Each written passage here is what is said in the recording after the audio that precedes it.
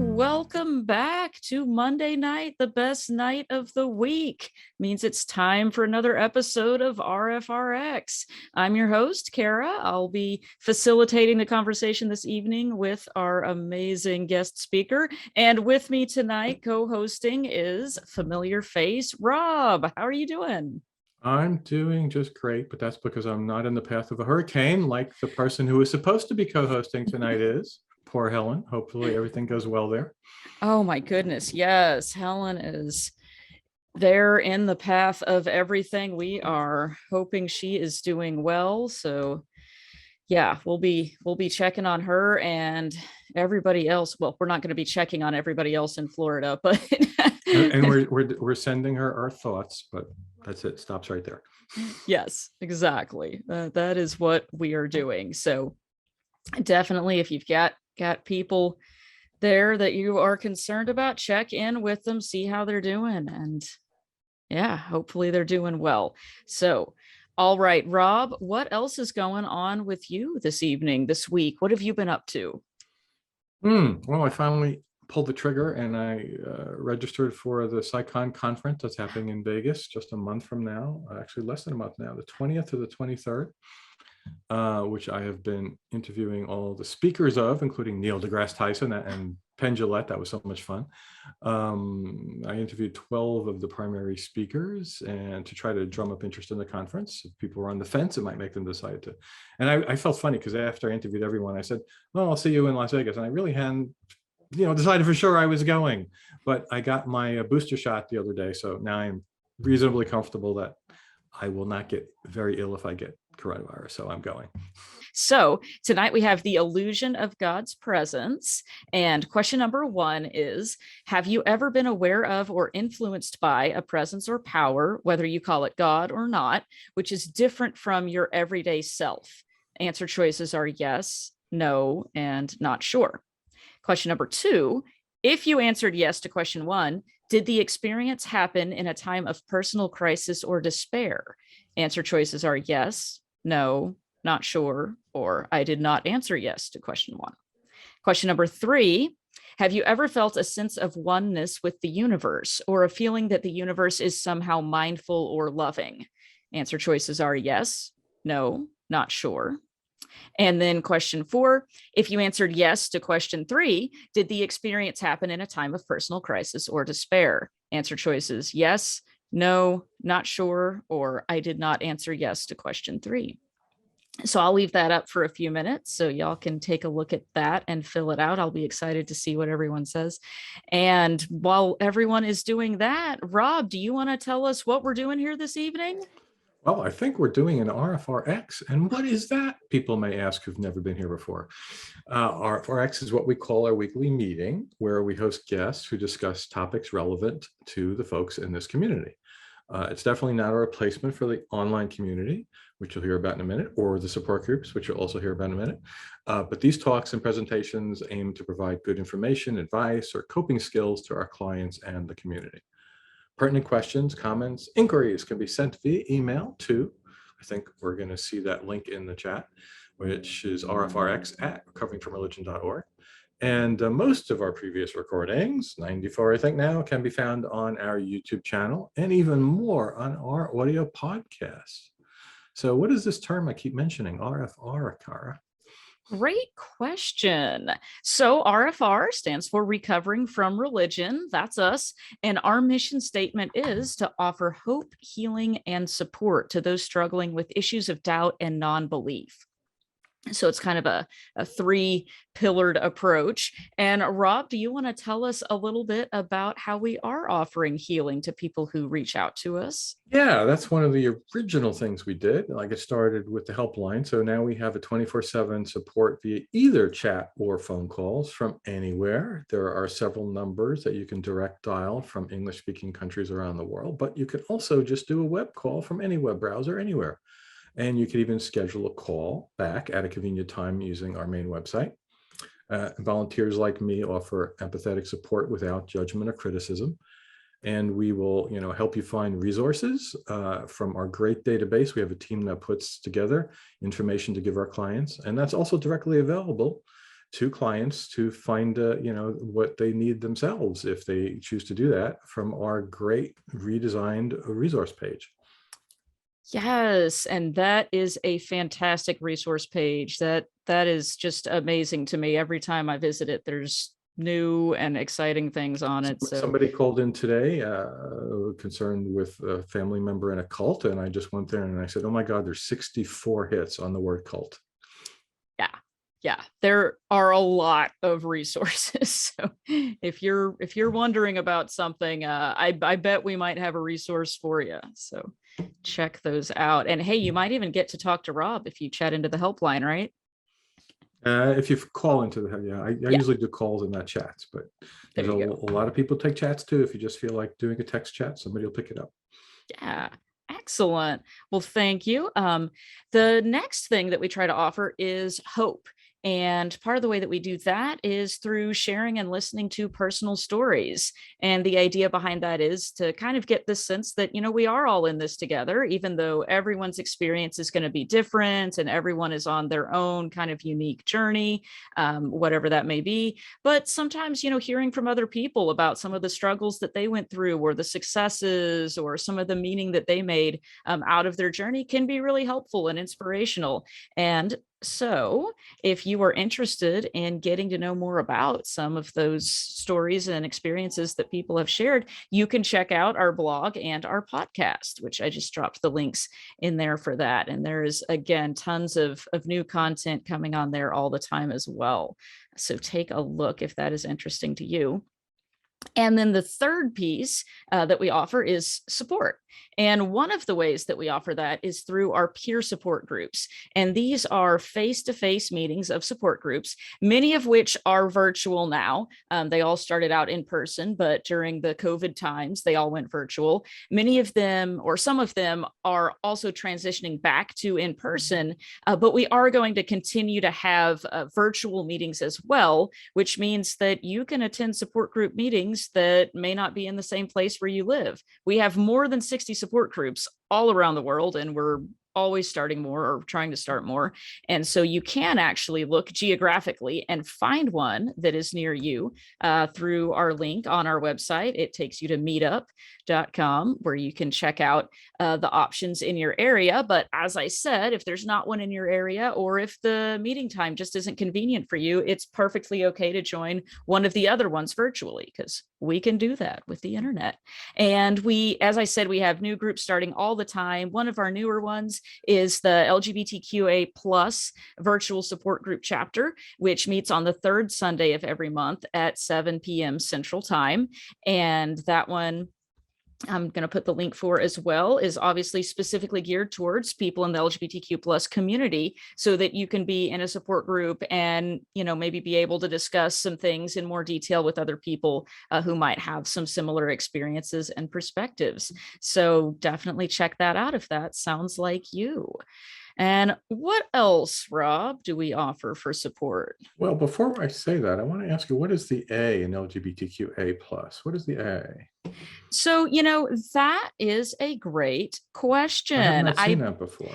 I have heard a couple of different perspectives on this. My understanding is that the A is for asexual, but yes, okay, some people in the Okay. chat are confirming that Oh, that is it. okay. I have heard some people I say see. that it stands for allies, but that's Hmm. not generally accepted to be the correct answer because although allies are certainly encouraged and welcome, the most of the initials in the LGBTQIA plus are intended to represent members of that community, of course. That And makes so sense. yeah, so that is Okay, for thank you. asexual. And then the plus is also there to just kind of indicate that, we may not have put an initial for every single person who might identify as a member of that community. So it's Oh, intended yeah, to okay. be kind of Thank you. inclusive. Yeah, great So question. yeah, so the other thing is that we offer is if someone needs actual psychotherapy counseling from a actual psychotherapist, we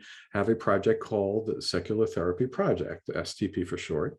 As of about a month ago, it had 657 therapists, and it supported over 28,000 clients in its history. So this is a project that allows clients to connect with a licensed secular mental health care provider. Like somebody's not going to pull out the Quran or the Bible and say, okay, let's pray to fix your problems. And the therapists are carefully screened for, numerous criteria. They have to be appropriately licensed in their state and or country, because some of these are outside the US. They maintain a secular practice. There's no proselytizing, and they exclusively use evidence-based treatments. Yes. And I just dropped the link for that as well. And we had a couple of really fantastic representatives of the Secular Therapy Project at our excursion this weekend. So hopefully we'll be getting to hear more from some of them in some future talks as well, because it is just fantastic. I'm super excited about it as well. Okay, another way you can find support is through our online community. And that is an online platform where you can meet people who may have similar backgrounds or experiences to you.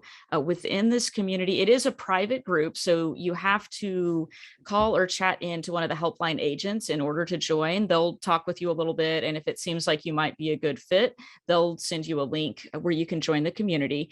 So it is not just open to the public. It's exclusively for people who may be able to benefit from it. But we have all sorts of channels in that community that may be relevant to whatever your experience is. We have channels for women only, for LGBTQ plus community. Again, we have channels for maybe you're a former Jehovah's Witness, or you came out of a Mormon church, or you're a member of the military, just all sorts of groups. So that may be also a place where you can find and chat with other people who have some similar experiences. And we also have Zoom meetings. We have weekly meetings on Fridays and Sundays, and just kind of to come hang out and have that community with people. So if that sounds like something that you would be interested in, call or chat into one of our agents. They are standing by. And then we also have our friends at the Atheist Community of Discord, where we stream this show every week. They also have a really cool community of people over there that you can join in with, who are constantly having all sorts of conversations, as well as lots of other shows and events that you can check out there as well. So if you are on Discord, hop on over there and see what you can find. Okay, I've talked a lot. Rob, do you want to tell us a little bit about volunteering? Volunteering, sure. Yes. So healing can come from helping others also, besides being helped by someone, right? And volunteers here find meaning and purpose by doing the volunteer work and helping other people. And we're always in need of volunteers. There's all sorts of jobs besides what we're generally known for, because it gets talked about on Atheist Experience of things. People know that we answer phone calls and chats, but they don't know we do all these other things. So, you can find and vet and post good resources that I talked about before. There's a team that needs to do that. You can support the groups in the online community. If you're IT knowledgeable, you can support our efforts to upgrade our software, which is like pretty much a constant effort. And even what we're doing right now, you could help us with video editing, because we're way behind in getting the videos of these uploaded, and we need people to do that sort of thing. So, or you could do more things. You can eventually help to train other volunteers. I do that too. You can interview people who want to volunteer, which I also do. So plenty of stuff to do. And we're always looking for good people to help, and it will help you as well feel better about everything. And as Helen likes to say, what does Helen like to say? It will make you 20% cooler. At least. At least. We're pretty sure that's a scientific fact, but I'm not sure who's checked or measured or peer reviewed Citation that needed, claim. as it says in Wikipedia. If it's on Wikipedia, it's true. Although actually, Rob does a lot of work to make sure that the information on Wikipedia is accurate. So we try. Yeah, I'm sure it's an ongoing struggle. Yeah, I just changed the fact that the DART mission hit the asteroid to the past tense, because it was talking about it will hit the asteroid. So while we were doing the pre-show, I did that. There you go. Multitasking. Yeah, as I always say, nothing gets past Rob. He is on it in real time, updating Wikipedia while it's happening. That is Outstanding. I love it. All right. Well, I guess we should get started on the show. And so, for anybody who hasn't been here before, the format of what we do here is that we are going to have a discussion with our guest speaker for about an hour. He's going to do a presentation for us that I am so excited about. And then we'll have a little bit of time after that for Q&A. So, if you have questions about the presentation while it's going on, type those into the chat. It helps us out if you write the word question in all caps in front of your question so that we know to collect it. And we'll be gathering those during the conversation. And then we'll ask as many of them as we can at the end. We might not get to all of the questions, so I'm sorry if we don't get to yours, but we will try to get through as many as we can. And then if you still want to chat more after we have our closing thoughts and wrap up, we'll move into our social hangout time, which is where we turn off the recording and allow people to unmute themselves and continue with questions, comments, and just generally hang out and enjoy the community of all of these fine people who are here with us, which I cannot wait to get to hang out with y'all. So without further ado, Rob, do you want to introduce our guest? I will do that. So our guest is John C. Wathey. He's a retired computational biologist. I've never heard that before, so we'll have to find out what that is. Whose interests include evolutionary algorithms, the biology of nervous systems, and electoral reform. Okay. He got a PhD in neuroscience at the UC San Diego and has spent most of his career working on computer simulations of protein folding. His book, The Illusion of God's Presence, explores the evolution of the emotions and intuitions behind religious belief, emphasizing behavioral and psychological research. His latest book is The Phantom God, What Neuroscience Reveals About the Compulsion to Believe. It relates the motivating force behind religiousness to the neural circuitry of embodiment, mother-infant attachment, adult sexual pair bonding, addiction, selective attention, hallucinations, and many other neurological surprises. Welcome, John. Right. Well, thank you very much for that kind introduction. Let me share my screen to get us started. Before I dive into the presentation, I just want to say that I am really grateful for everyone who made this event happen. I know it takes a lot of work, so thank you for that. I also want to say a quick word of appreciation for Daryl Ray, your founder. I have lots of warm, fuzzy feelings about RfR. Partly because, well, it's a great mission that you do, obviously, but Daryl was one of my first readers, one of the first people who appreciated my book and interviewed me. I think I had my very first podcast interview with him many years ago. So I'm truly delighted to be able to give this talk to an RfR podcast session. So let us go ahead and get started.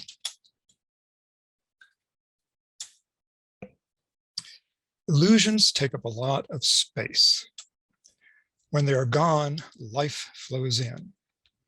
I'm going to be covering a lot of scientific ground in this talk, but I hope you'll keep this quote in the back of your mind the whole time. This beautiful thought comes from Dorothy Allred Solomon. It's from her memoir about growing up in a Mormon cult. Now, what she's talking about here is her sister's metamorphosis after leaving the cult.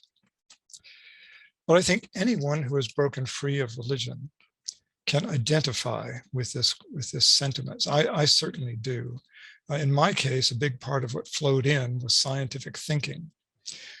I quit religion at about age 15, and I've never regretted it. But I have looked back. As a scientist, I couldn't help but wonder, why do we do this to ourselves? Why do all cultures have these strange beliefs? Why does religion have such a powerful grip on the human mind? Now, of course, many scientists have written about this, mostly anthropologists and psychologists, but I felt something important was being overlooked. That something is what I call the illusion of God's presence, and that's our subject for tonight. My talk will be in 4 parts. In part 1, I'll try to show through example what I mean by the illusion of God's presence. In part 2, I'll present some insights from the science of visual illusions that we'll need later in the talk.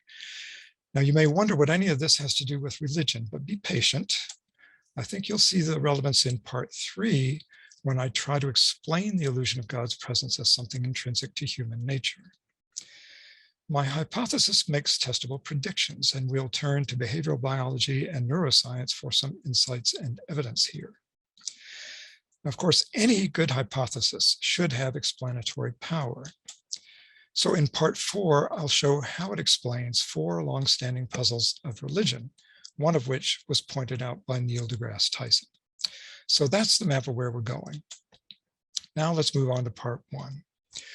I said that the illusion of God's presence is something science has mostly overlooked. So to give you some context, I should first say a little bit about what science has studied about religion. Hang on just a second. There's a little window here I want to close. I don't know if it's on your screen or not. Okay. Science has mostly explored those aspects that contribute to human social behavior. Of course, this is an extremely important dimension of religion, and from it, we get things like belief in judgmental gods, greater cooperation within the in-group, greater hostility toward competing out-groups, rituals of sacrifice as proof of belief and loyalty, and group rituals that get believers moving and feeling as one.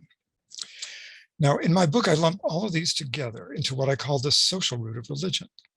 But the illusion of God's presence comes from somewhere else.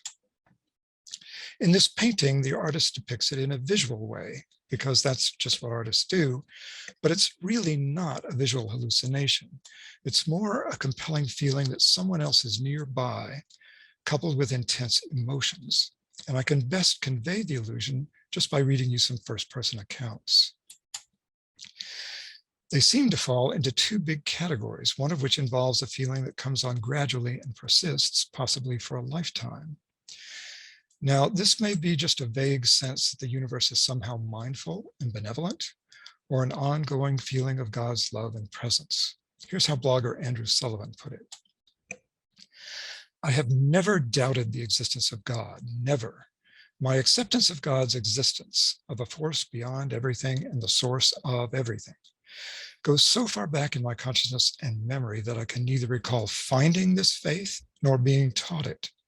It is the air I have always breathed. And then there's the sudden and transient kind. Often these come in times of personal crisis or helplessness. This anonymous example comes from a collection of thousands of such reports.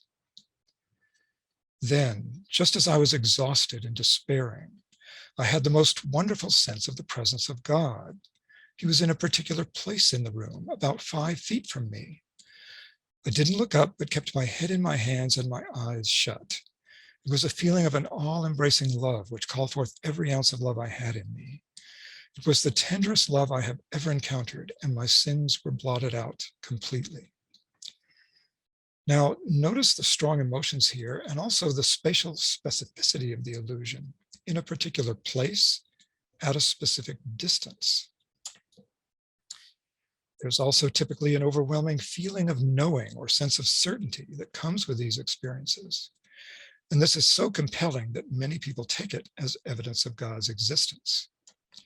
One of those is Christian apologist William Lane Craig. I know Christianity is true on the basis of the witness of the Holy Spirit in my heart. This gives me a self-authenticating means of knowing Christianity is true wholly apart from the evidence. And Francis Collins, director of the NIH, makes the same point, but with a rhetorical question. Why do we have a God-shaped vacuum in our hearts and minds, unless it is meant to be filled? Now, I'm sure some of you have already noticed that this is really a plain old God of the gaps argument. We don't understand these feelings. Science can never explain this, therefore God did it. The problem with this is that it doesn't really explain anything. It's untestable. It suggests no experiments. It's an intellectual dead end. Now, I don't question the reality of the feelings. I've had them myself. but I just see them as a fascinating puzzle of human nature that cries out for a scientific explanation. We'll get to that in a few minutes, but first we need some insights from visual illusions. Illusions happen when a neural model differs from reality. In the Ames room illusion, the identical twins appear grossly different in size because the brain has an internal model of rectangular rooms with horizontal floors and parallel walls. Now, if you look into this room with both eyes, the illusion instantly vanishes because your depth perception reveals the true shape of the room, which is not rectangular. But as long as you look with only one eye, you see the illusion, even if you completely understand how it works. This is what psychologists call cognitive impenetrability. Our conscious understanding of the reality of the situation is not enough to penetrate the illusion. This illusion comes from a different neural model. Is this a meaningful image or just some random blobs? Most of you will probably see only randomness here, but that's an illusion. The image as a whole really does have meaning, surprising and vivid meaning. But you could stare at it for hours and never see it unless I do this. And for some of you, it will help if I make the image smaller, so I'll do that too. Now I'm going to leave this here for a few seconds or tens of seconds. This can be very difficult to perceive for some people. Others will see it almost instantly. And it's one of those things that's kind of all or nothing. It either looks like junk or it just pops into your consciousness as a vivid and meaningful image. A few of you by now have probably noticed that this is the image of a woman's face. But for those who have not yet seen the face in this, I will try to help you out with some hints. First of all, she's her face is in profile and she's looking to the right. And I'm going to move my cursor over here and give you a few more hints. This is her eyebrow right here. This is her eye. This is the outline of her nose, which is mostly in shadow. Her mouth is open in an exuberant smile. This is her upper lip. Here's her lower lip. Here's the outline of her chin, and here is her neck right here.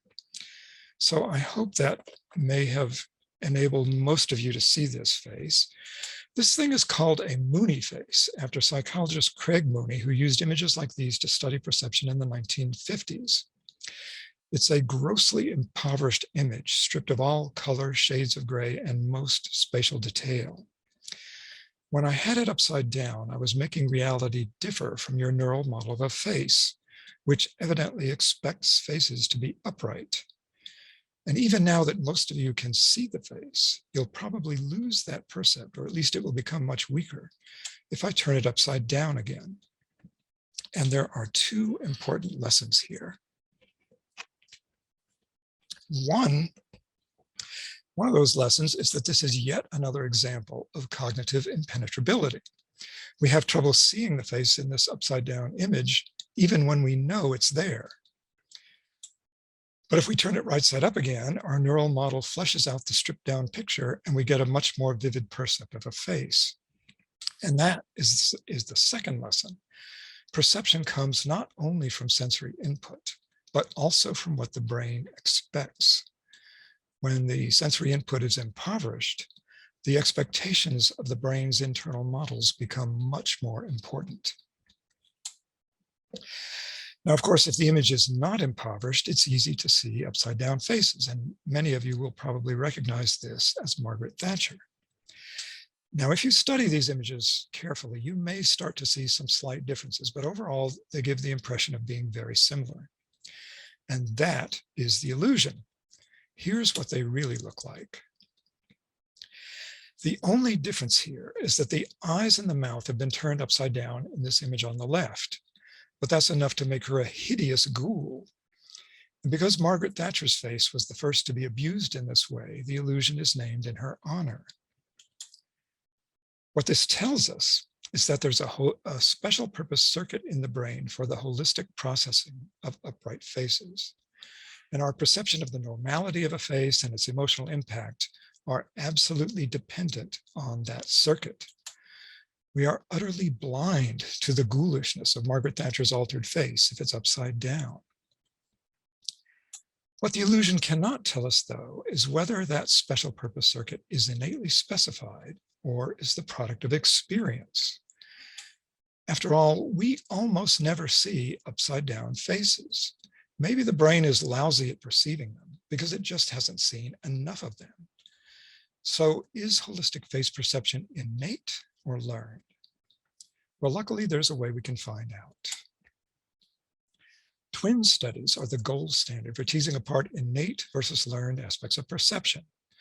Identical twins share 100% of their genes, but fraternal twins only 50% on average. So if identical twins are significantly more alike in their face perception abilities than are fraternal twins, then that's compelling evidence of a genetic contribution. Now, to be able to do this in this kind of twin study with face perception, we need some measure of face perception that will give us numbers, and luckily there are some. I don't have time to explain these, but all you need to know is that these are sensitive tests of holistic face perception that give numerical scores. The twin study found a strong genetic contribution to holistic face perception. About a third of the variance across individuals comes from genetic factors. We even know where this circuit is in the brain because damage to the fusiform gyrus, shown here in red, causes profound face blindness or prosopagnosia. And it's not the whole area in red here that matters for face processing. If these two little red spots called the fusiform face area are damaged, then you get face blindness. Now, it's a little misleading to call it face blindness because people who have it can still tell you they see a face if you show them a picture of a face. But what they cannot do is tell you whose face it is, even if it's a famous person or a close family member. Also, the deficit is permanent. No other part of the brain can learn to take over the role of the damaged fusiform face area. The astonishing thing, though, is that face blindness is permanent, even if the damage happens in a one-day-old infant. This paper I'm citing here describes a teenage boy who suffered a stroke that destroyed his fusiform face area when he was 1 day old. He had profound and permanent face blindness, though his recognition of non-face objects was much less impaired. Now, what's astonishing about this case is that infancy is the time when the brain is most plastic, when the function lost to local damage can often be taken over by some other area of cortex, but not if the damage is in the fusiform face area. What this means is that the fusiform face area is an extremely brittle, single-purpose, innately specified circuit for which no other part of the brain can substitute, despite the fact that this thing is a learning machine. The whole purpose of the fusiform face area is to learn to recognize thousands of individual faces over the course of a person's lifetime. So it's not like there's no synaptic plasticity going on in this thing. It's extremely plastic. All it does is learning. That's what it's for. But it's a highly specialized kind of learning. And that's the important lesson here. Highly specialized learning of this kind requires a foundation of innate knowledge. And that insight suggests an interesting question. Can a newborn infant use any of this innate knowledge about faces? Well, it turns out that they can, and they do. Newborn infants have some holistic face perception. They spend more time looking at an upright moony face than one that's upside down. Also, they prefer a moony face to a similar non-face image. And we know from a clever habituation test that they see these two images as the same, but they see these two as different. So now we can turn to the illusion of God's presence and my explanation of it. What exactly is this? What aspect of reality is the brain trying to model here? What causes the illusion and how does it compare to the visual illusions we've been looking at? When I try to explain this in terms of biology and evolution, I sometimes get the objection that religion comes entirely from indoctrination, So my hypothesis must be wrong. Let's get that out of the way first. There are two lines of evidence that religion is partly a biological thing. One is the observation from anthropology that religion is a cultural universal, and the other comes from twin studies, our gold standard, which find that religiousness is significantly heritable. Roughly half the variance in religiousness across individuals comes from genetic factors. But if religion is partly a product of evolution, then why would natural selection favor this? Well, my short answer is that it doesn't. It favors something else that makes us vulnerable to this illusion. I think there's a completely natural explanation for the illusion of God's presence, one that has to do with the peculiar constraints of human infancy. I think the neonatal brain is expecting something godlike, but that something isn't God. And we can see a hint of what it really is expecting in the Moreau reflex. This is an infantile startle reflex that's thought to be a vestige from our primate ancestors. As infants, they would cling to their mother's fur, and whenever they were jostled or startled, they had to reflexively reach out and grab on tight. I think you'll agree that it bears a striking resemblance to Pentecostal prayer. This is just one of many examples of what I call the infantile or neonatal root of religion, which I believe explains the illusion of God's presence. In contrast to the social root, the neonatal root of religion is characterized by belief in a God of unconditional love, maternal compassion and caring, infantilism in religious feeling and ritual, intense spiritual longing, and the illusion of God's presence. This kind of religiousness appears to be a byproduct of selective pressures for the survival of helpless infants. And I have formalized this idea as a hypothesis that has three parts. Part one is that a newborn infant has an innate neural model of its mother. Now, this is not a detailed image of a specific person, but just a sense of the existence of some vague and amorphous primordial savior out there somewhere. And here are the essential elements of the model as I conceive it. A newborn infant knows that its mother exists, that she knows how to help the infant, that she's able to help, wants to help, and will help when she hears crying. Now, there's a bit more to it than that. There's also some physiologically critical information about the mother providing nourishment through nipples that can be recognized by scent and touch and taste, about her having a melodic voice, a feminine pitch, about her having a face and some rough idea of what a face is and what it looks like. And on the left here, you can see what a mother's face does look like to a newborn with its still developing visual system. This image over here on the left is an impoverished image, sort of like a Mooney face. So you can see how it would be helpful for infants to have some innate capacity for holistic face processing. I'm suggesting they have more than that, especially in the cortex that will ultimately support social behavior in adulthood. But in infancy, it supports attachment to mom, the primordial savior. So that's part one of the hypothesis. Part two is that the circuitry that implements this innate model of the mother persists into adulthood, but normally lies dormant.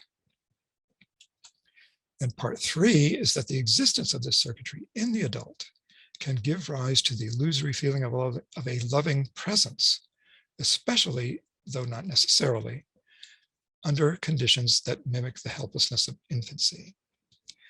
And these feelings are often interpreted in religious terms because a crude mother-shaped vacuum is easily misperceived as a God-shaped vacuum. This hypothesis is consistent with what we know about the newborns and hatchlings of many vertebrate species. Having some kind of innate knowledge is the rule, not the exception. Good example are the herring gull chicks studied by Nico Tinbergen. They have an innate visual model of the parent's head and bill, especially that prominent red spot near the tip. They peck at that spot to solicit feeding, and newly hatched chicks will do this without any prior experience. Tinbergen found that the chicks would also peck at artificial models of the bill. And if he exaggerated thinness, redness, and contrast near the tip, he could make a stimulus even more effective than the natural one. This is a classic example of what ethologists call a supernormal stimulus. In much the same way, I suggest that God is a supernormal stimulus for the innate neural model of mother. God is a kind of superparent who answers prayer, is perfectly loving, omnipotent, and omniscient. These exaggerated attributes excite that crude model of a mother even better than a real mother does. And when it's excited, the innate certainty of the mother's existence feeds the certainty of God's existence and the illusion of his or her sensed presence. Another useful metaphor here is the illusory phantom limb of the amputee. The phantom limb happens because the brain of an amputee expects the missing limb to be there, and that neural expectation creates the illusion. The patient's conscious knowledge that it's an illusion doesn't make it go away. I really like this metaphor because if you combine it with the previous one, you get a nice, catchy phrase. In the light of biology, the God of unconditional love is a supernormal phantom, not a supernatural spirit. God is a supernormal stimulus in the ethological sense to the innate model of mother, and God's presence is a phantom sensation in the neurological sense, because the innate model expects a primordial savior to be there, just as the brain of the amputee expects the missing limb to be there. And this similarity of the phantom limb and the sensed presence is more than just a metaphor. Both the phantom limb and the sensed presence are illusions of embodiment, one's own in the case of a phantom limb, or somebody else's in the case of a sensed presence. There's an interesting part of the brain called the temporoparietal junction that's involved in both of these illusions. I think this is likely to be one of several places in the brain where the innate model of the mother is implemented, but it's not the whole thing. If you stimulate this area with electric current, the subject may experience the illusion of a sensed presence, though seldom with any kind of religious interpretation.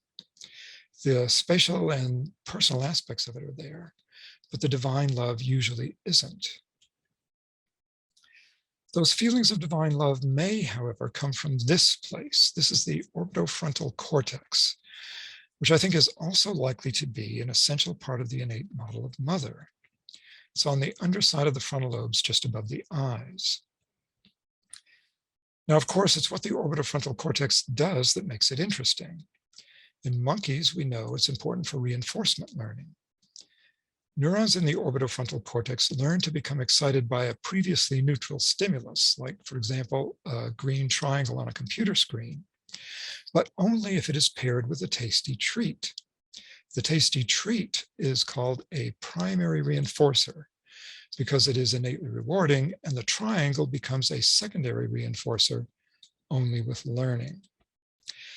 And by the way, the encoding of primary reinforcers in this part of the brain appears to be yet another example where innate knowledge is an essential foundation for learning.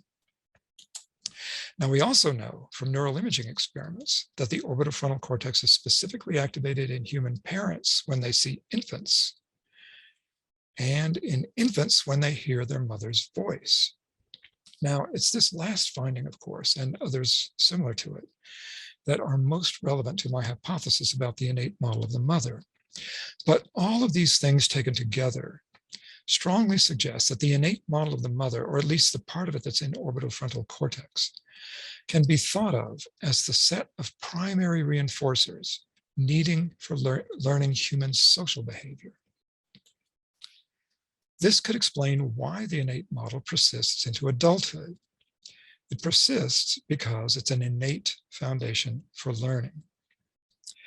Primary reinforcers like gentle touch, a smiling face, an affectionate tone of voice, all of these are innately rewarding and drive us to connect with others, not only in infancy, but throughout life. The most compelling evidence of this is that damage to the orbitofrontal cortex in humans causes acquired sociopathy. Now, in this syndrome, cognitive abilities are normal. Things like memory, language, math skills, logical reasoning, all of that stuff is fine. The problem is that these patients can't feel the emotional consequences of reward and punishment. They lack gut feelings. Also, they can't anticipate how their actions affect others, so they are devoid of empathy. Because of these deficits, they make terrible decisions, though not usually rising to the level of criminality. But for example, they may lose their jobs, they make stupid investments, they go bankrupt, they get divorced, they remarry, very inappropriate choices of partners. In short, their lives fall apart. Interestingly, though, this syndrome is most severe when the damage occurs in infancy. As children, these patients are disruptive and impulsive in school. They're always getting in trouble for pathological lying, aggression, and stealing. They have poor hygiene and bizarre diets.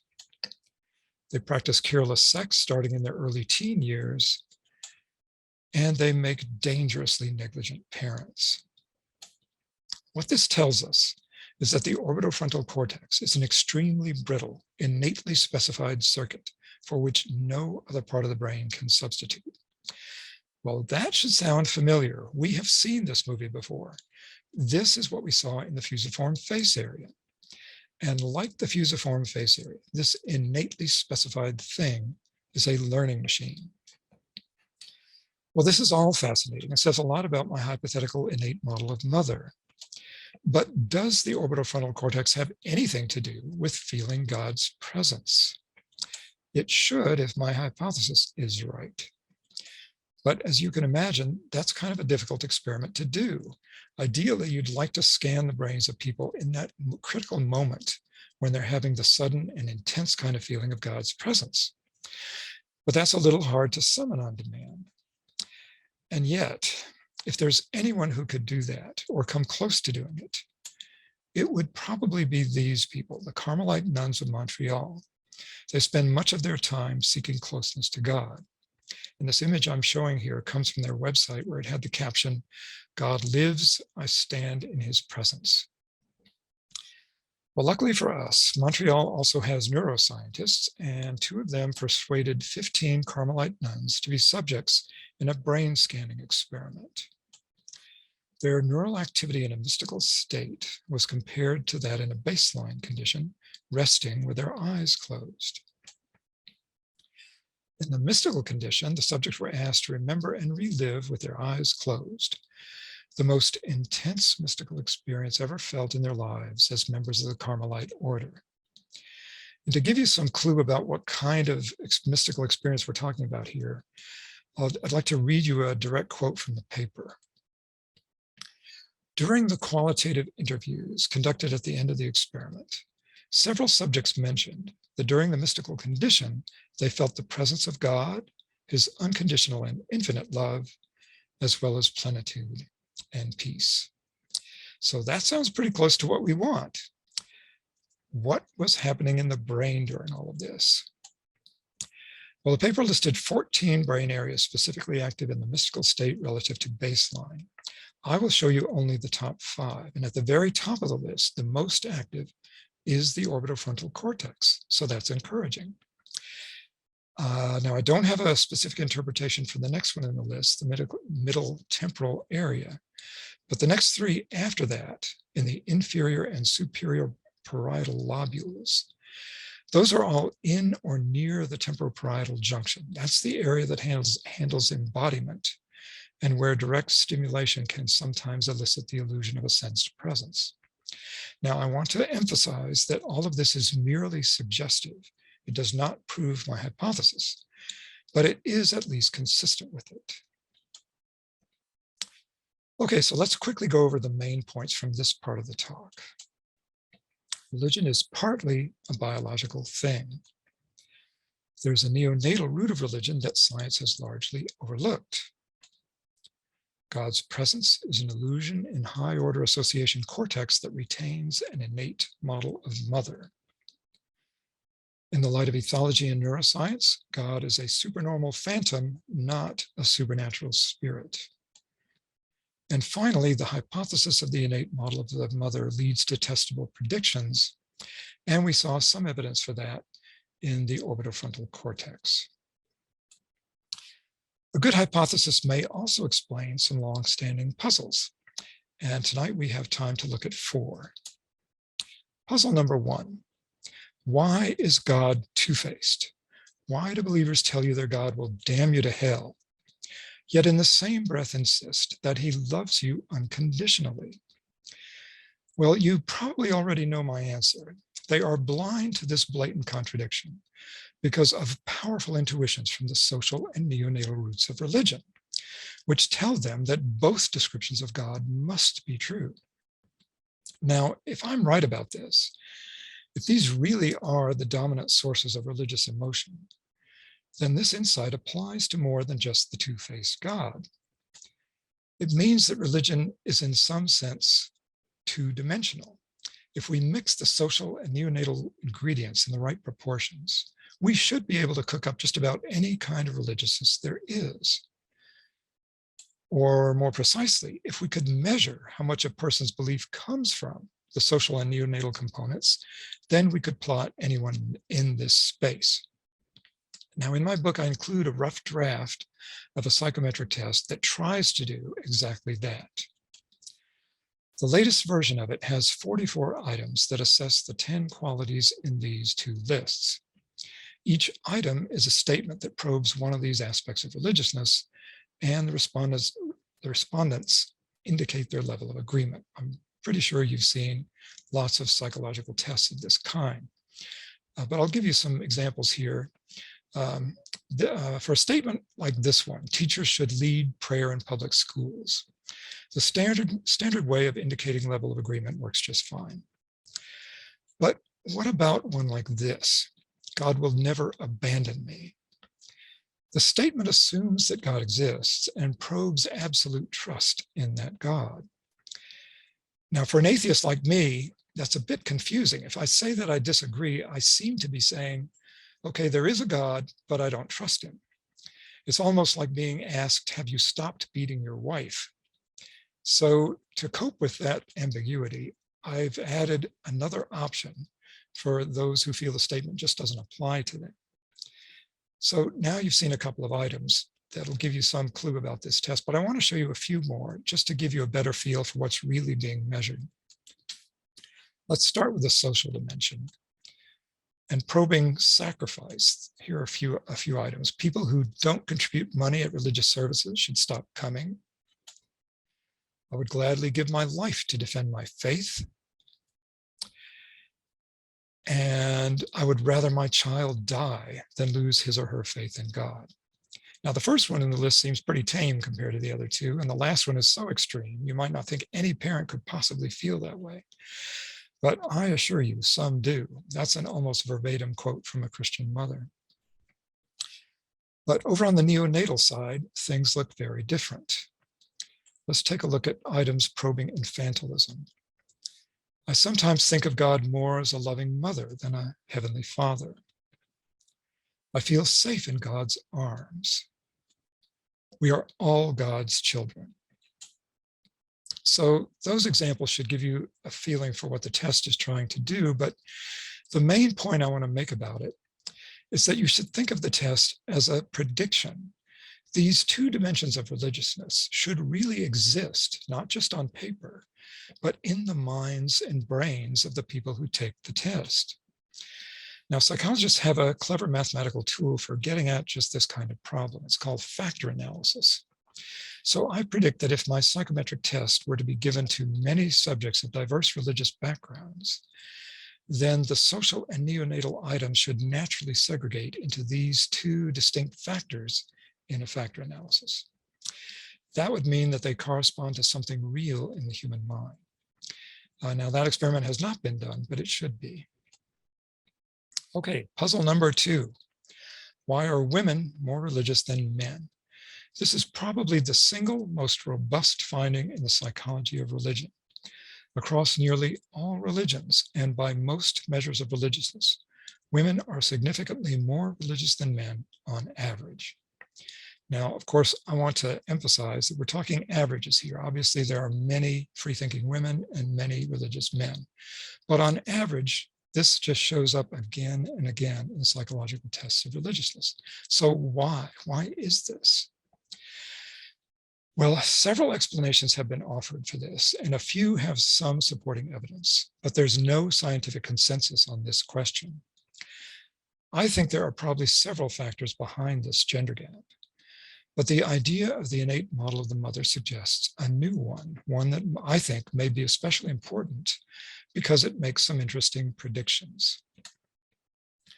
I call it the crosstalk hypothesis for the greater religiousness of women, and it comes from something I showed you earlier in the orbitofrontal cortex. You may recall that both adult caring for infants and infantile longing for mother come from the same neural circuitry. That suggests that these two behavioral systems are correlated. There's crosstalk between them. Individuals with greater empathetic caring as adults should, as infants, also have greater infantile longing for mom, and as adults, greater spiritual longing for God. But there's one more critical piece to this puzzle, and that is the observation that women are more caring and nurturing than men. This means that they should have greater spiritual longing than men, which makes them more susceptible to the illusion of God's presence, and therefore more religious than men in the neonatal dimension. And that last part is important because it makes more specific predictions about the gender gap. For example, veneration of God as an infant should have relatively greater appeal for women than for men. On average, women will score higher on the neonatal dimension relative to the social than men. And greater nurturance or empathetic caring as a personality trait should correlate with greater religiousness of the neonatal kind, independent of gender. And I think we can see a good example of this in Francis Collins. He became a Christian early in his career as a physician caring for cancer patients. I think it was his great compassion, not the infamous frozen waterfall, that brought him to Jesus. And that brings us to puzzle number 3. Why do elite scientists believe in God? Years ago, Neil deGrasse Tyson pointed to this puzzle and said there's something else going on that nobody seems to be talking about. Something mysterious and alluring about religion that can seduce even the most brilliant of scientific minds.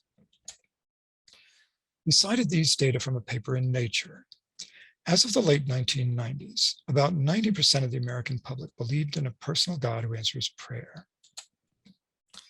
For American scientists, however, that number is only about 40%. But when you look at elite scientists, members of the National Academy of Sciences, 93% of them reject belief in a personal God. That was the message of the paper.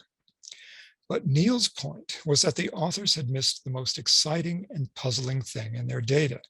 Namely, why isn't this number 0? Religiosity drops off with increasing scientific training, but it reaches a non-zero asymptote. Why do 7% of the most brilliant scientific minds in the country believe in a personal God? That was Neil's challenge, and it's a question he personally did not have an answer for. He just threw out the question. But he also went on to argue that if we really want to understand religion, these are the people we should be studying, not the general public. Whatever it is that can make believers out of these folks must be the most concentrated essence of the thing we're trying to understand. Now, one suggestion I've heard is that these 7% must have had heavy religious indoctrination as children, and so were more likely to believe in God as adults. That idea was not tested in the study of NAS members, but it was addressed in a similar survey of the equally prestigious Royal Society of London. Regarding the 5% of fellows of the Royal Society who believe in God, the authors write, we also found that surprisingly, childhood religious upbringing was not significantly related to current attitudes toward religiousness. Now, this may have surprised the authors, but it doesn't surprise me in the least. My answer, of course, is that this comes from the neonatal root of religion. And what's seducing these elite scientists is the cognitively impenetrable illusion of God's presence. And again, this makes some testable predictions. Relative to the 93% of their colleagues who do not believe in God, this puzzling 7% of NAS members should be significantly enriched in women, physicians, and others who score high on tests of empathy and nurturance. And relative to those in the general public who do believe in God, the 7% will be significantly enriched in people who identify as spiritual but not religious, which is really just another way of saying that their faith comes mostly from the neonatal root. And finally, puzzle number 4, why baby Jesus? I normally save this for talks I give in December, but my local store has already started putting up Christmas decorations on the shelves, so why not? Christianity, of course, permeates our culture, so you might not think of baby Jesus as much of a puzzle. It's such a familiar thing. But remember, Jesus is supposed to be a human incarnation of Yahweh, the God of ancient Israel. This is the God who killed almost every living thing on earth because he wasn't happy with the way humans turned out. This is a fearsome, omnipotent, punishing God. So why do Christians venerate him as a tiny, helpless infant? That's the puzzle. And of course, by now, you know the essence of my answer. Baby Jesus comes from the neonatal root of religion. But that's not the whole answer. I have been using this image of the Madonna and child to represent the neonatal root throughout this talk. But in doing so, I've glossed over something strange about baby Jesus. To see what that is, let's compare this image to some viral Facebook memes that also come from the neonatal root. Praise the Lord, give thanks to the Lord, for he is good. His faithful love endures forever. That Bible verse here in this meme accompanies an image of a parent's hand, and there's a tiny little hand of a baby clinging to the finger. Here, the believer is the helpless infant. It's the believer who's got the tiny little hand clutching God's great finger. Here's another example. I worship God in adoration, for I am fearfully and wonderfully made. Again, the believer is the baby being held by the great, big, strong arm of God in this meme. Now, this is the kind of thing that my hypothesis predicts, that the believer is the baby. Believers will see themselves as helpless infants in relation to God, the loving parent. And that's what we observe most of the time. Most of the infantile imagery in religion fits this pattern. So why does Christmas reverse these roles, making God the helpless infant and humans the nurturing parents? That's the real puzzle of baby Jesus, and I have 2 explanations for it. One of them comes from my discussion of puzzle number 2, especially my crosstalk hypothesis for the greater religiousness of women. Feelings of parental caring and infantile longing come from the same neural circuitry. So as I said before, there probably is some kind of crosstalk between them because they're being generated by the same neurons. Now, of course, the brains of infants are kind of stuck in the infantile condition. That's all they have. They haven't developed anything adult-like yet.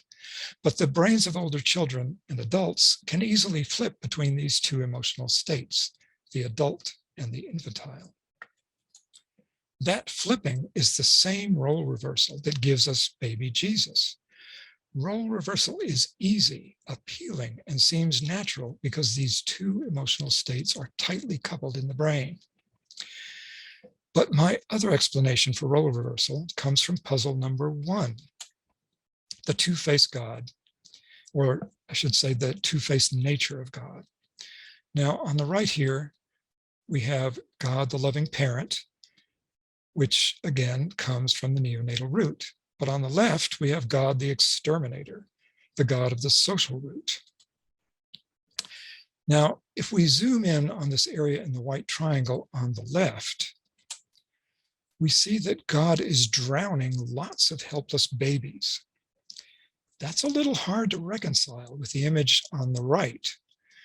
Earlier, I said that believers are blind to contradictions like this because both versions of God come from powerful and innate intuitions. But sometimes, for some people, the cognitive dissonance is unbearable. Taken together, these images convey a really disturbing message.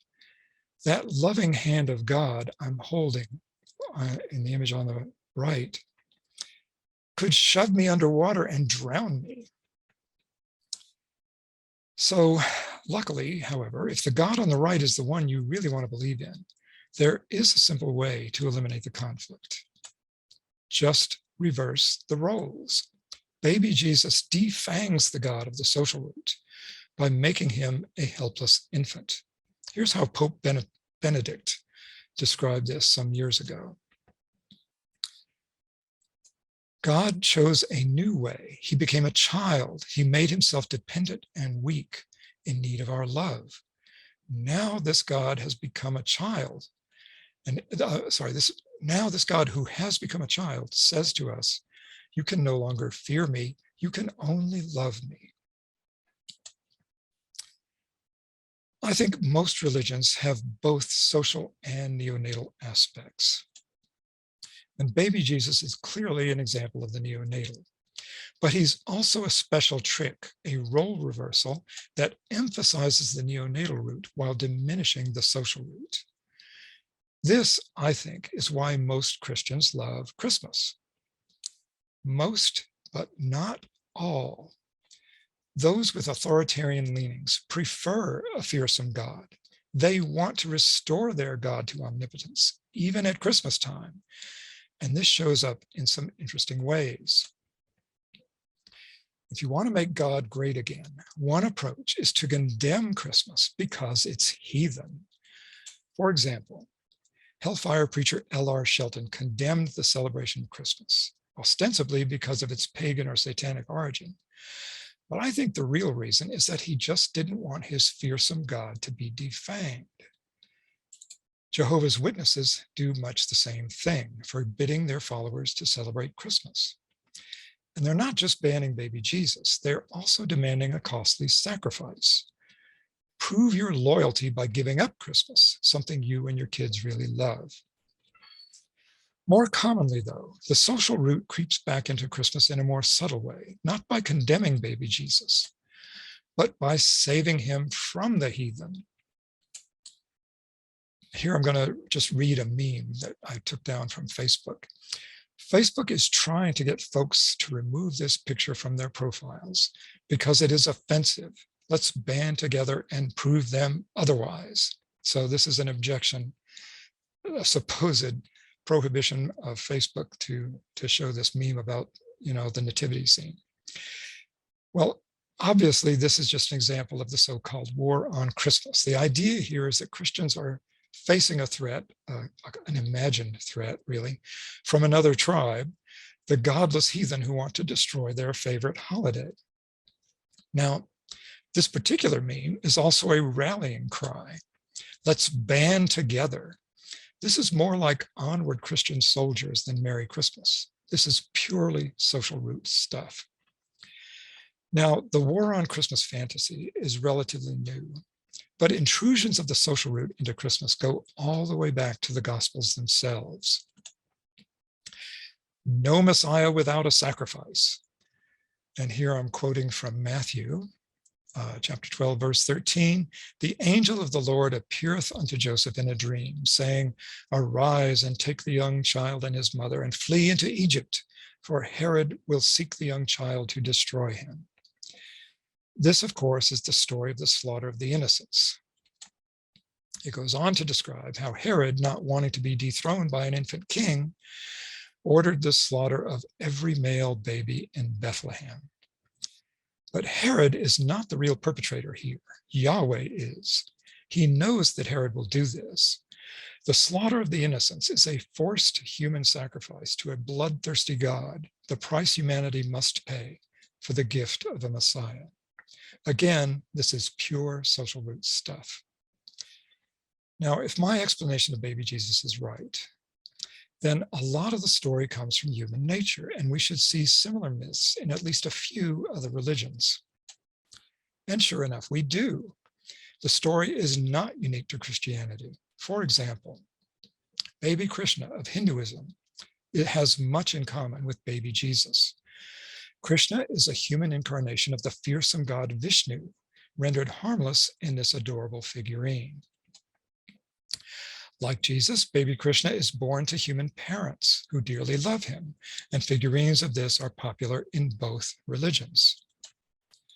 And just as Jesus is threatened by King Herod and saved by his human father, so baby Krishna is threatened by the cruel King Kansa and saved by his human father, protected during the escape by a multi-headed cobra. There's even a slaughter of the innocents in the Krishna story. King Kansa isn't sure which child of Krishna's family is a threat to him, so he kills Krishna's siblings. Now, as far as I can tell, this tug of war between the social and the neonatal roots plays out in all religions. So here's my take-home message for the coming Christmas season. The real story of figures like Krishna or Jesus, whether worshipped as a baby or as a loving sensed presence, is not about the supernatural. It's about human nature. You can learn more about this at my website, watheyresearch.com. And of course, even more in my book, The Illusion of God's Presence. In this book, I promise a sequel, or a second book in which I promise to explore in great detail the neuroscience of human religiousness. Now, that book is coming out next month. It's called The Phantom God, and I will join you again on October 24th to talk about that. And with that shameless plug, I will be happy to take questions. Just give me a second here to stop sharing this screen. And I think that should put us back to normal. Does everything look okay there? Very good. Yes, it does. Yeah, and thank you for that presentation. That was incredible. I was engrossed in it the entire time.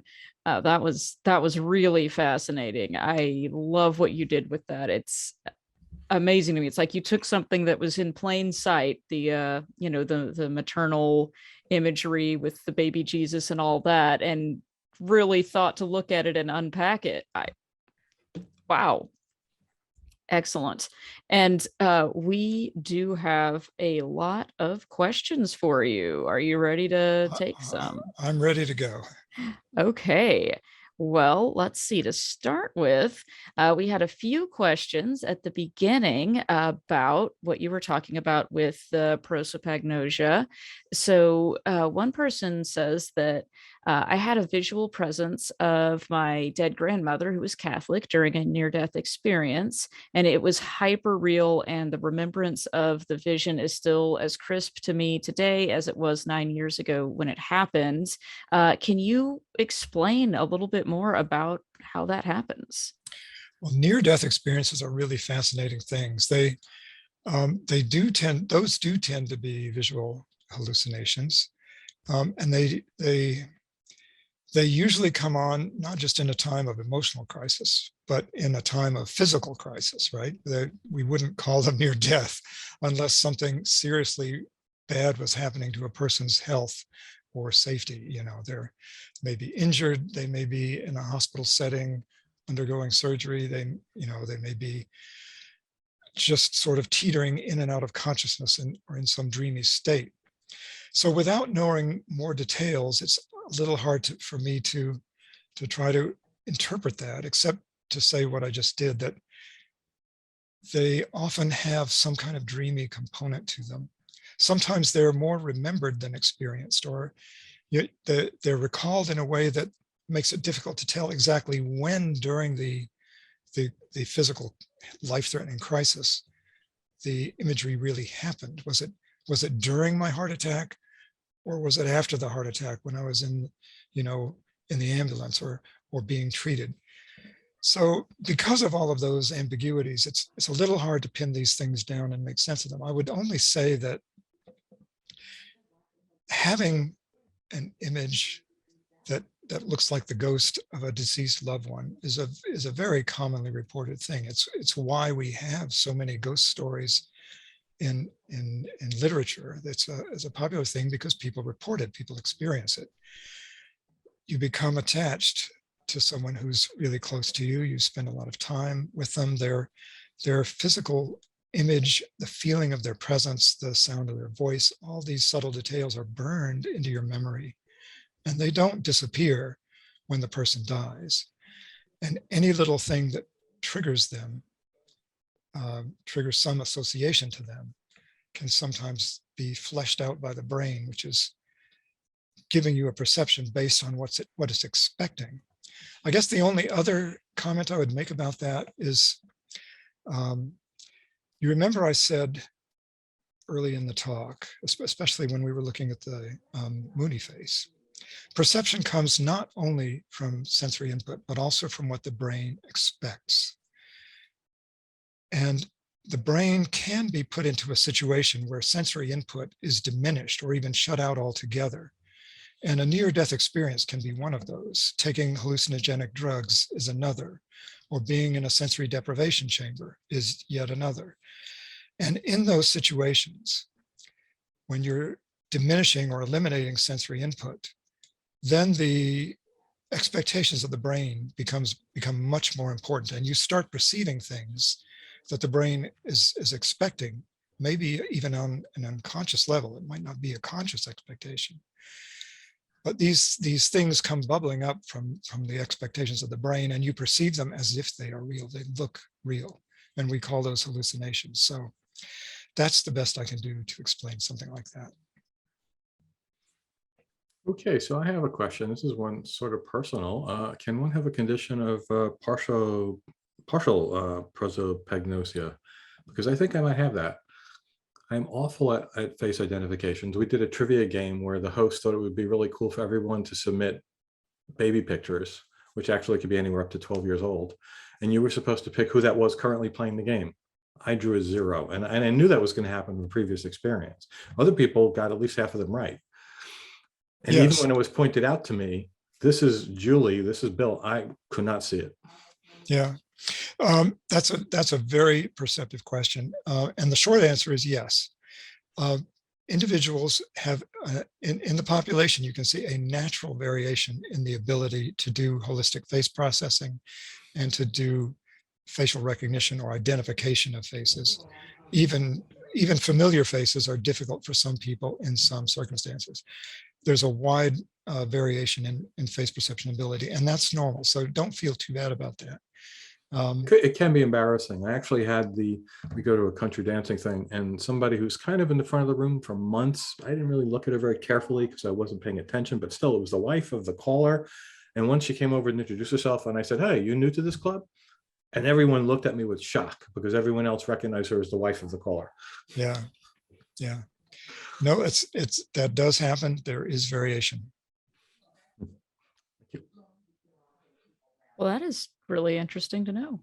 You're normal, Rob. At least on that front. It doesn't say anything else about the rest of me. Hey, speaking of normal, I have a question about one of the terms that you mentioned. You used the term supernormal when you were describing the stimulus that people were recognizing as God or God's presence. Can you explain a little bit about what that term means and how is it different from supernatural, or is it different? It's a great question. Yes, it is different. The term comes from ethology, which is the branch of behavioral biology that is concerned with behavior in the natural setting, behavior in a natural context. And ethologists are especially interested in how a behavior contributes to reproductive success, how it evolved. And they often, not always, but often concentrate on innate behaviors that appear right after hatching or right after birth. When they were groping around for a word for the kind of thing that that Nico Tinbergen observed, for example, the herring gull chick pecking at the parent's bill and being fooled by an artificial stimulus that was even better at eliciting the behavior than a real parent's bill. Without without knowing what's in the dictionary, the natural choice for that word would have been supernatural, better than natural. That's literally what the etymology of that word means. And it would have been a great word for this use in ethology. The problem is we had that word taken over by religious people for centuries before that. And supernatural means something that completely stands outside the realm of nature, something completely outside of the normal realm of human experience, and specifically something having to do with God, demons, spirits, the spiritual realm, all that stuff. So that's I think, the only reason they were kind of stuck using a word like supernormal. They had to coin a word sort of like supernatural, but to mean specifically a behavioral thing. Oh, that makes sense. Thank you for explaining that. I had never thought about that before. It sounds like maybe the term supernatural is not a good one to describe what we mean by that. Yeah, especially for, for the ideas that people like me are trying to put forward, that all of the things that people attribute to God, all of the feelings and supposed prayer, spiritual healing, faith healing, the feeling of God's presence, all that stuff, I think can be explained as natural phenomena having to do with the way our brains work. And so, yes, I think it's a shame the word was taken from us, but oh well. What can you do?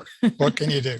I was listening to a science podcast which was looking back at old documents about people believing in psychics, and they used that word supernormal, in fact. So I guess they were insinuating, well, it's a normal process of the brain because they were believing in it. And yeah, they used that word, but not supernatural. I have heard it used in that way too, and that rankles me a little bit. I feel like they're sort of stealing it from the behavioral biologists, but paranormal is probably a better choice for what they are talking about. I think that may have evolved, because that was like, we were looking at news articles from 100 years ago. So it may have evolved into that. Yeah. All right. So another question is, do we have any idea how innate behavior is programmed into the DNA and then into the developing brain?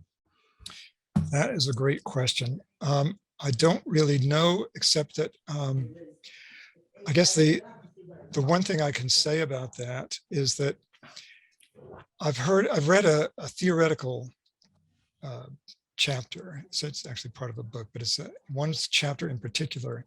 It's a book about the orbital frontal cortex and how it does reinforcement learning. And this particular chapter was a theoretical idea. It was a computer model of how the synapses could work in the orbital frontal cortex to do reinforcement learning with innately specified primary reinforcers. So their question was, you've got this learning machine that has to make these associations to primary reinforcers. How could it possibly be done?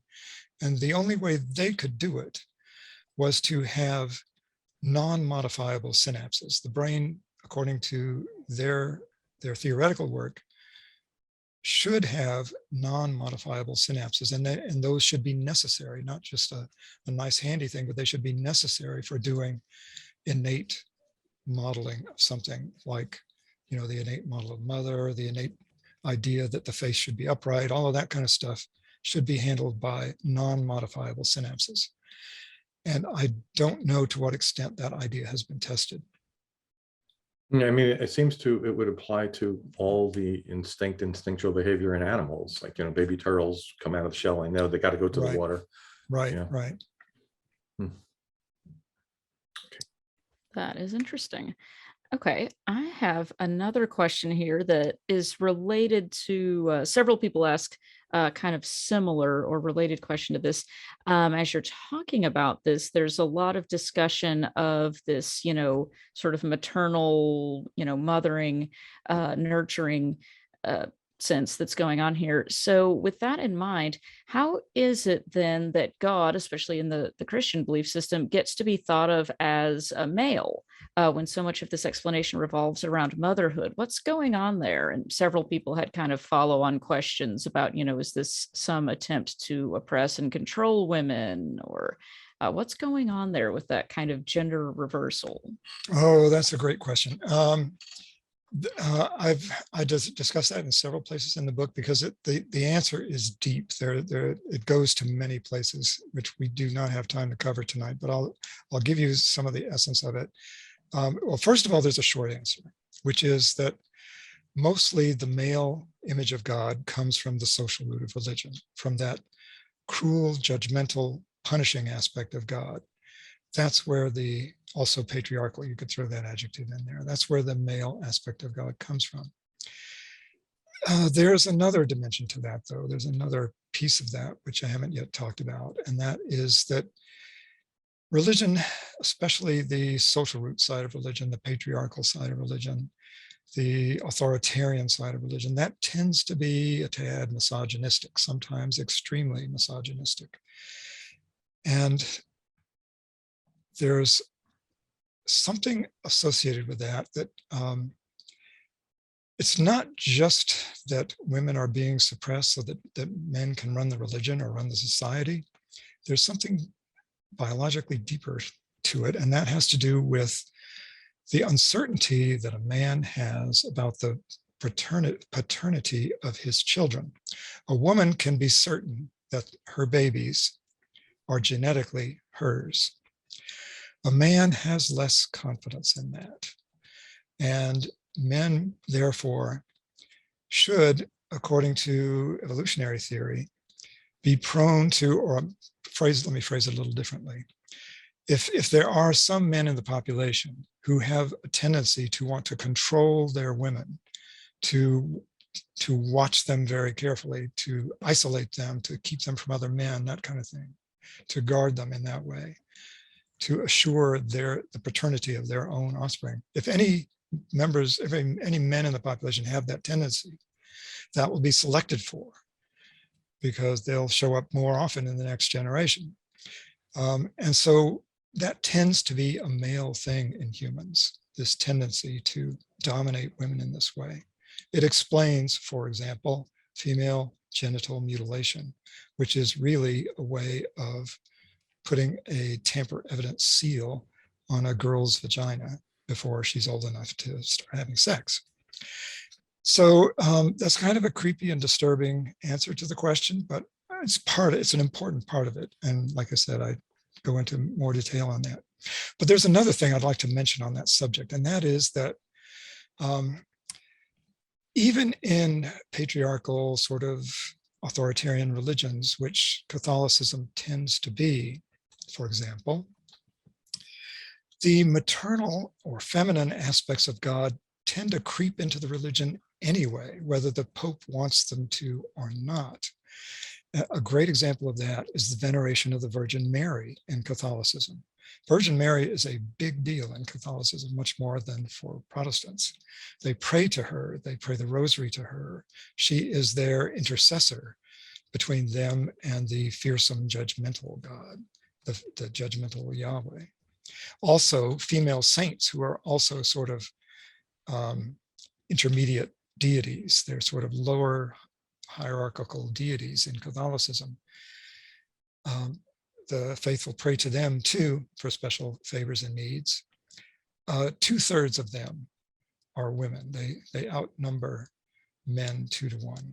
So those are examples of the neonatal side, the feminine side of religion creeping back in, whether the authorities try to prevent it or not. You can even see examples of that, for example, in Sufi Islam, a sect of Islam where the neonatal root plays a big role, much bigger than in what we most commonly think of in Islam, the jihadists, the people we see on TV waving AK-47s and so on. Even in that religion, you get the neonatal side. Interesting. Okay, so we have a question regarding The mother item here. Has any research been done in people regarding if their religiosity increases or decreases after a mother's death? That's an interesting question. I do not know the answer to that. As far as I know, no, but it's, there are so many psychological studies out there. That's worth a literature search. That's an interesting question. Gave you an idea for a Yes. good paper. Yes, that's a fascinating idea. I don't know the answer. All right. Well, speaking of research results, we had a question about one of the puzzles that you were mentioning about the 7% of scientists who do have a God belief, and you had some proposed categories that they should fit into according to your hypothesis. Has that research been done, and do we know whether they do fit into the categories you mentioned? So far as I know, that has not been done. I would love to see that answer. Now, again, I say, as far as I know, maybe it's just come out, maybe I missed it somehow, but as far as I know, it hasn't been done. Love to know the answer. All right, we're getting lots of good future research ideas here. Excellent. Okay, so let's see. There's one that says, do you think women go to church not because they believe, but because we no longer have the tribe to help with childcare and other issues like that, and churches often fulfill such needs, and now they don't have that anymore? Like I said, when I was talking about that gender gap in religiousness, I think there are several explanations. There's not a single answer to that. And the one you just mentioned could easily be part of that explanation. Okay, so actually, I had a question regarding that when you were presenting that point, because it talked about how religious one is. And I mean, I have talked to people who don't feel they are religious, and my mouth dropped open when they said that. So I think the definition of the word religious varies amongst people. Even, someone might think they're it's a Jewish person who keeps kosher, like really involved with the temple and whatever. And yeah, oh, I'm not religious. Like, what? So, and we never got to the point, well, what do you consider religious being? But yeah, that seems to be a little bit of an ambiguous term. So I think it's kind of hard to pin down in research that just says, if you're religious, without Yes. defining what that means. Yes, exactly. And that's one of the reasons I made my rough draft of the psychometric test for what I call the two dimensions of religiousness, the neonatal and the social. Those two, by the way, might not be adequate. The factor analysis might, not come out the way I predict. It may be more complicated than that. But I think those two should at least something like those two should be in there. And I agree with you. We need a finer grained way to assay religiousness. Thank you. All right. So we had another question about over here. If the brain functions that you described are innate, why is it that some people who are not sociopaths never experience the presence of a God? Well, I would say that that does vary from person to person. And in fact, in our poll that we did at the beginning of our session here, when I was looking at those numbers, it looked like roughly half of people said they had experienced a presence. And about a third, if I remember correctly, said that they had this kind of vague feeling that the universe might be mindful or benevolent or whatever, or some kind of feeling of oneness with nature or with the universe. So it's something that varies from person to person. Some people are more likely to experience it than others. It's just like the trait that we were talking about earlier, the face perception ability, that it varies from person to person. There is variance across the population. So you'll find some people who just never feel anything remotely like that, and others who feel it fairly easily. Dan Barker of the Freedom from Religion Foundation has said that he can summon the feeling of God's presence almost at will. He has to sort of get himself in the right mood, close his eyes, go through the mental machinations. The he can just turn it on. He can make himself feel that. And now he, doesn't take it anymore as evidence of God's existence, but the feelings are still there and they come fairly easily to him. Other people never feel it. Okay, so there was a couple of questions on this point. I'll try to summarize. It was when you were presenting the baby deity thing, and basically, like, all right, the Jews don't have such a thing in their religion, which is of course where Christianity came from. So, like, what about other religions without baby deities? And then someone just asked a question, which is sort of in parallel. How do you account for polytheism? Not all polytheistic gods feel motherly or saviors, and I would also say maybe don't have babies either. Well, the only polytheistic religion I've done some significant reading about is Hinduism. And in there, you can find just about any kind of God you're looking for. They have a large pantheon. And as I said, with the example of Krishna, sometimes they take human form, sometimes they are incarnated as babies or venerated, especially as babies. Among the world's religions, you see a wide variety, but almost any religion you take, I think, even something like Theravada Buddhism, which claims officially not even to be a religion, they sort of claim to be a philosophical discipline more than a religion. And they don't say or preach that the Buddha is a deity to be prayed to. Even in a religion like that, human intuition comes to the fore, it rises up, and it will guide people's behavior, and they will pray to the Buddha for deliverance from some crisis or need. It just happens, and they can't suppress it. So I guess that's the best answer I can come up with to that. Religions take all kinds of forms. They have all kinds of dogma and rules and beliefs, but human intuitions just keep sort of bubbling up no matter what. Okay, thank you. All right. Well, that was excellent. Thank you for answering all of those questions. We definitely had a lot of engagement from the chat on this talk. So I think people are pretty excited about what you're presenting, and I'm pretty excited to read the book and get the rest of the details about it, and your next book too, which I am going to drop the links for those in the chat once again, and they'll be in the notes in the show description for people who are watching this later on YouTube.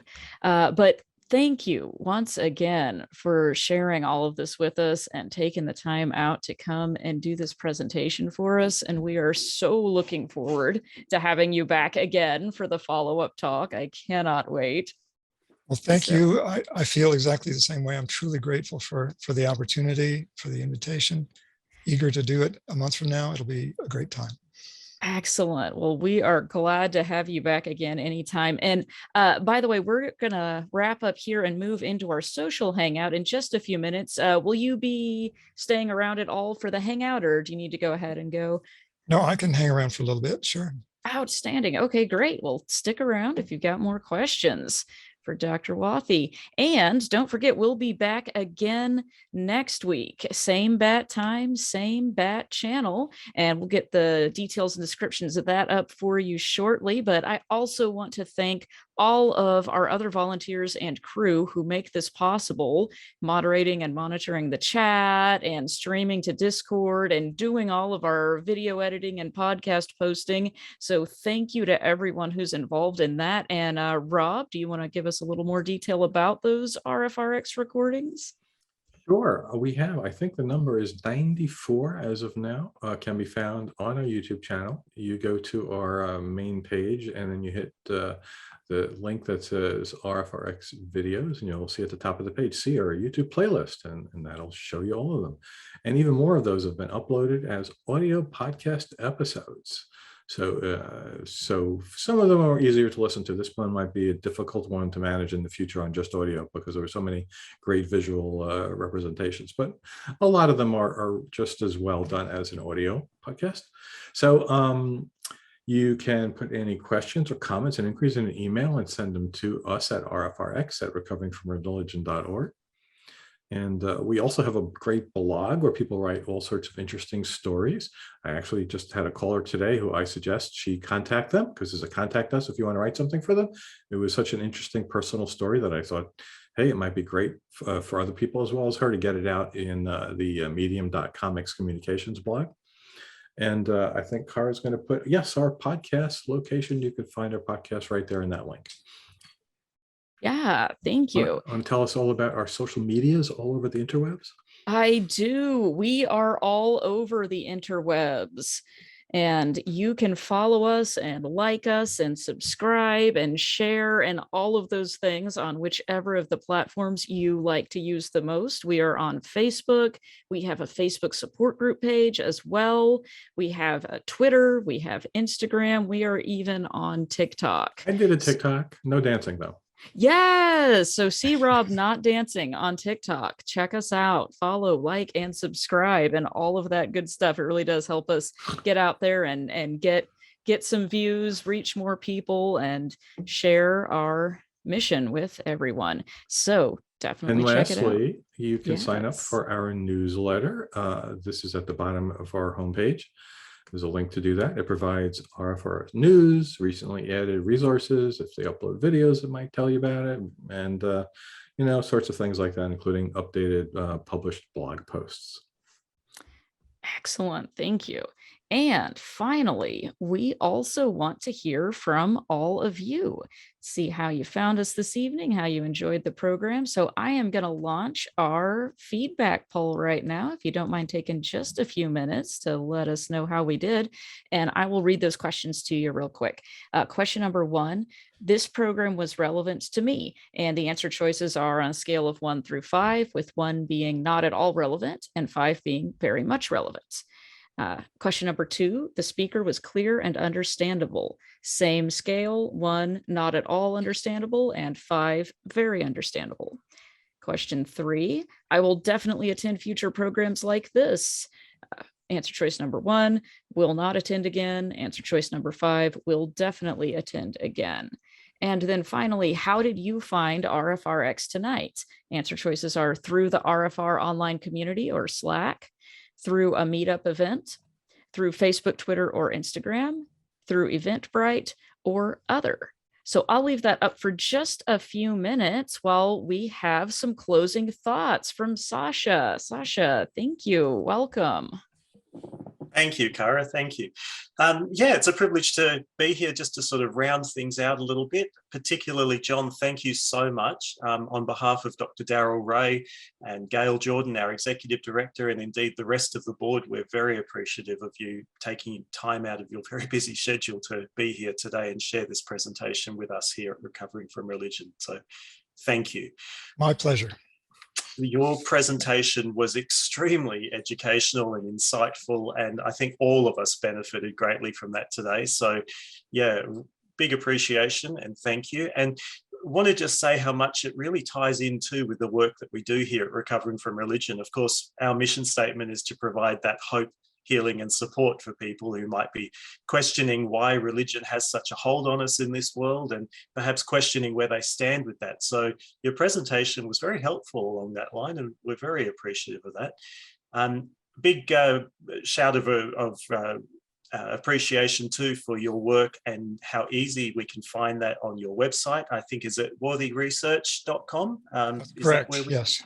Fantastic. And I should make a little disclaimer here, which is that I've kind of been neglecting the website while finishing the book and getting it published and everything.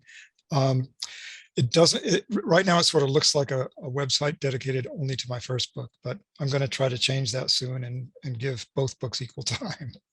Excellent. All right. Very good. Very good. Well, Kara's just put the link to that there in the chat, which is fantastic. But yeah, anybody can find that. It's WATHEY research.com. Please make your way through and please support the work that John does and purchase his books. Shameless plug, purchase his books. But thank you again. So, of course, Recovering from Religion works very hard in so many different ways to support people. Members of the board would normally be here to talk about some of the projects that we do, but they've been very busy with the annual excursion and, of course, all of the work that we do representing the Recovering from Religion mission statement at various functions and conferences. And in fact, some of the board are off to yet another conference now to talk a little bit more about the hope, healing and support that we promote. But everybody here can actually do their bit. If you are inclined, please feel free to talk about the work that we do here at Recovering from Religion on your social media pages. Please feel free to spread the word. We're, of course, a volunteer-run organisation. Nobody here gets paid anything. Everybody here contributes their time free of charge because we understand this is a very worthwhile cause. But we do have costs associated with the work that we do. If anyone's in a position to drop a donation our way, that would be greatly appreciated. You can do that via the links on the main page. We're not passing a plate here when we say this. We are not doing what they do in church, but just if you happen to be in a position to support us, feel free to do so. Or in fact, if you'd like to volunteer to become part of the RFR team, and please feel free to do that. There's so many roles that we're looking at filling, whether it's in front of camera, whether it's running support groups, whether it's doing technical support behind the scenes. There's so many projects on the go. Perhaps you might like to handle phone calls or chats and provide support, peer support to people. Or if you're a trained therapist and you'd like to assist us with the secular therapy project, we're always looking to expand our database. So please feel free to join the team. So again, thank you, and big appreciation to Cara, our awesome online programming director who makes RfRx possible.